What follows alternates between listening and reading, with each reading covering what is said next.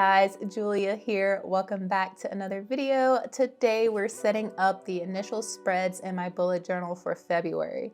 The theme this month is, I'm not sure, some sort of spooky season / Valentine season mashup because I'm never really over spooky season, but I'm excited to get a new month ready to go, and I hope you enjoy hanging out and maybe grab some journal ideas for yourself and maybe even plan along with me. But we're gonna, of course, start this off with a fun little cover page. When my hot pink cutting mat comes out, you know, we're just gonna be a little extra. And I'm pulling out color pencils, y'all. Did you gasp? I hope you're playing along and you gasped. But pretty sure this is my first time doing a setup with color pencils. I got these super fancy Caran d'Ache pencils for my birthday back in June, and I have barely used them. And I was just going with something different, getting some textures, and I thought color pencils would be perfection. But yeah, let's talk about this theme as I'm getting going. So I was totally planning on bringing back the Planning With Me prep vlog. And yeah, because I had so much fun documenting that process, and I think showing how I plan the planning is valuable to share with you guys. But I came across this post on Instagram. I think it's an alcohol marker drawing by Fluke Lady, and I was like, yep, stunning, recreating that and building that out as a theme. Done. No prep vlog needed. Actually, all of Fluke Lady's illustrations are fantastic and all ghost related as far as I know these days, but I'll link their Instagram down below. Definitely run over there and give them a follow for year-round spooky inspiration. So yeah, this isn't an exact recreation, but I did want to take elements and sort of build them out to fit the bullet journal landscape, if you will. And like I am with any other medium in my bullet journal, I'm not doing the most. I'm not going for this super smooth blend or anything super realistic. I'm just getting some color down, an indication of a little shadow, a little indication of a highlight, and that's enough to make me happy in here. I am using the thickest micron fine liner I own in a size 12. Like, it's crazy thick, but it's perfect for these thick outlines and these little quick black hearts I'm throwing around as accent doodles. The only other like major supply for this is a white Posca paint pen for that extra shine. I'll of course link as many supplies as I can in the description if you're in the stationery shopping mood. Any discounts I have to help you guys out will be down there as well. Always appreciate the support that way. But yeah, I love these little doodles. There's something so nostalgic but like moody and sweet about them. And the little heart bat, I love it. All right, that was mostly decoration, but let's get to the title page. So many lyrics I wanted to use for a quote. I was thinking something like My Chemical Romance or Him, or something to evoke the whole love but also death thing. I couldn't land on one. I absolutely like love. So I just came up with Here Lies February all on my own because, you know, headstones or whatever. I just thought it was like subtly clever. Maybe it is, maybe it isn't, I don't know. So yeah, there is a font inspiration for this one. The February lettering is inspired by a gorgeous thick serif font called Cigars, and this is by a foundry called Heavyweight Type, and they're out of Prague. I'll link this font below as well, but I pretty much fell in love with this font, as you know, a design nerd does when I saw it, so yeah. But for the lettering, I'm doing a slight gradient here. Started off with a pink, went over that halfway up with the red, and then I just touched the bottom of it with a darker burgundy color. Now you don't really see it with the edit, but I did go back over it all lightly again with the pink just for a hint of a blend. But these particular color pencils are super pigmented, so getting blends is a little bit easier just because there's more on the paper to work with. The white in this case is less highlighty and more just like an interior outline, if that makes sense. It kind of gives the letters this kind of like hard candy feel, but it's super easy to dress up your lettering this way. But yeah, at this point, the cover spread is just about done, but I'm not liking the lack of separation between the illustration and the page behind it. I tried to fix it by adding like a border around that, but that didn't quite do it. So we're just going to think on that, and then I'm going to come back to it as we move on to the monthly calendar. For the calendar this month, it's mostly business as usual. I'm rounding the outside corners of the calendar just to give it a more cutesy look to match everything.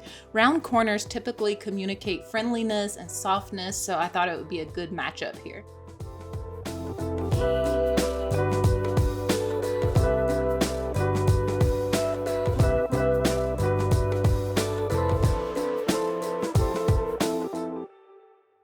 Over on the side, I'm gonna put in a couple of those little ghosts just hanging out and some little doodles.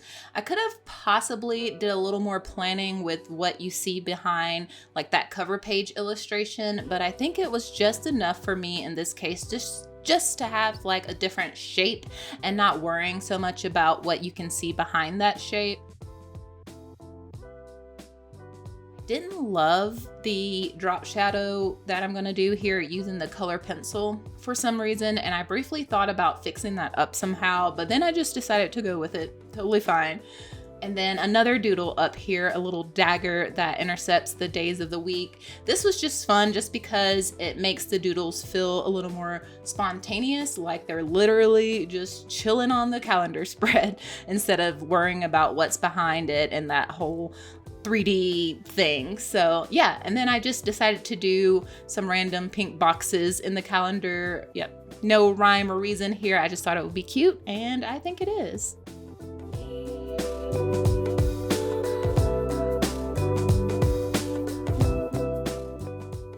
All right, back to the issue of the cover page real quick. The solution for this was definitely contrast. So I pulled out some black dot grid paper and did an oversized cut to make a border that you could see on the opposite page.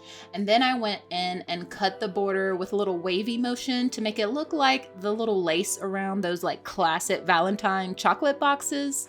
I think this was like absolutely the separation I needed. And yeah, it just took a little bit of thought and a little bit of time to kind of figure that out.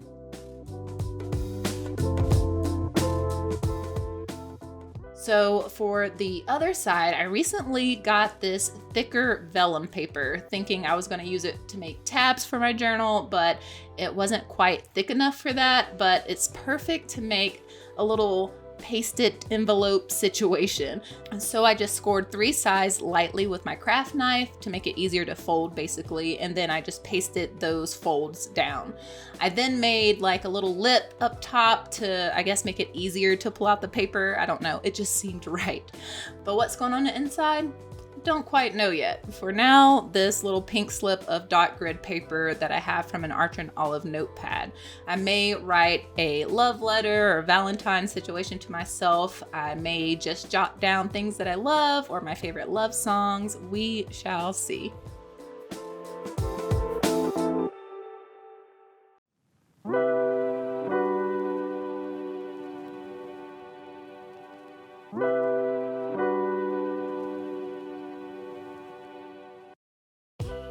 Okay, flipping over, I'm getting into the newish dashboard spread. I liked how this one worked for me last month, so I'm gonna make another go at it this month. And for the lettering for this page, I'm coloring everything in the same as the spread before, but I intentionally sort of just went off the rails. I didn't have a solid reference. I just wanted to mix it up and make the letter forms did not feel like they belong together, I guess, but also still really bold. So the number 2 is kind of like business as usual. The D is this little weird like flourishy serif, but the widths don't quite match up. And then you got that 2-story A, and then it just turns into this sweepy script cursive font. So I don't know. I don't even know. I was honestly just having fun with letters and stirring it up a bit, like breaking rules. I think it turned out a bit funky though. I kind of dig it. And oh, with the letters, since they're so big, I did the first layer with marker and then just used color pencil on top of that layer to give the same texture as we've been working with throughout. So the meat of this spread down the center is where the media log is gonna live, what I've been watching, and my 1-sentence summary of what's happened. And man, the last month, this was really fun. and actually really challenging to try to distill an entire movie or entire show into one sentence. Most of the time it ends up pretty funny. Like for that movie, The Menu, I have rich people go to exclusive island, shit gets wild. And that's all I had room for. So fun times. I also, back to the spread, have my usual trackers here and a little box underneath that since I'm tracking an ongoing no spend. In the box, I'm just writing down what this month's no spend is for. Like in January, my no spend was for stationery and books because I honestly do not need either of those things right now. And I really just want to enjoy what I have. And yeah, on the other side, I have some monthly boxes for invoices that go out, a yearly focus check-in section, and then a new one for wedding tasks that I want to accomplish during the month. I've been asked a few times about wedding planning and if I have a wedding planning journal, but no, there's no journal. I decided to go with Notion with that since there's just so many changing and moving pieces. I have Pinterest boards that I've had for years and years for this thing. So like a journal for me, I don't think is the most effective way to plan. To document, yes, definitely, just not to plan.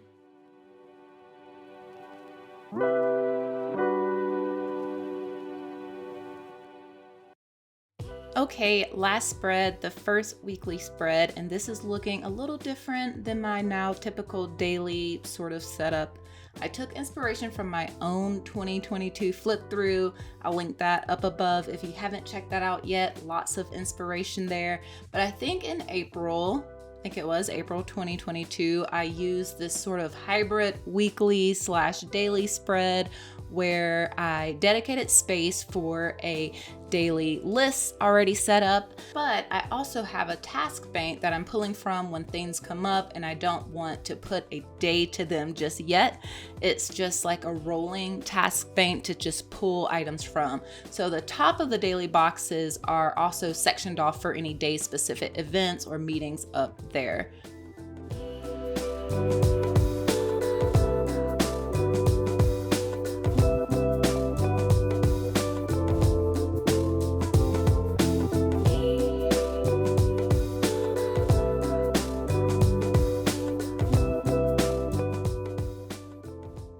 Room for another little doodle as well, and I'm going to be doing like a little bow, a ghost, and a heart sucker or lolly, or if there's something else that you call these, let me know in the comments because you guys just fascinate me with the language stuff and I just love it.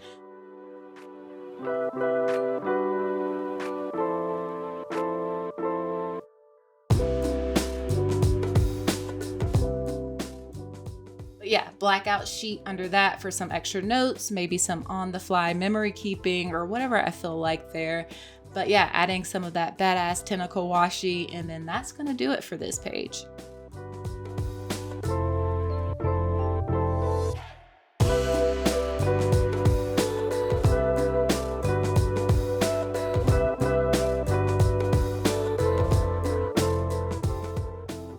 All right, let's take a look at the 4 spreads we've got for February. Definitely love this theme. Absolutely my kind of vibe. Let me know what you think. Give Flute Lady a look on Instagram. Thank you so much for getting to this point of the video. Give it a like if you enjoyed. Subscribe to keep hanging out. Share it with a friend. You know I appreciate it all. Thank you guys so much for being here. Thank you for being you, and I'll catch you all in the next one. And if you like this video, here are a couple more I think you would enjoy.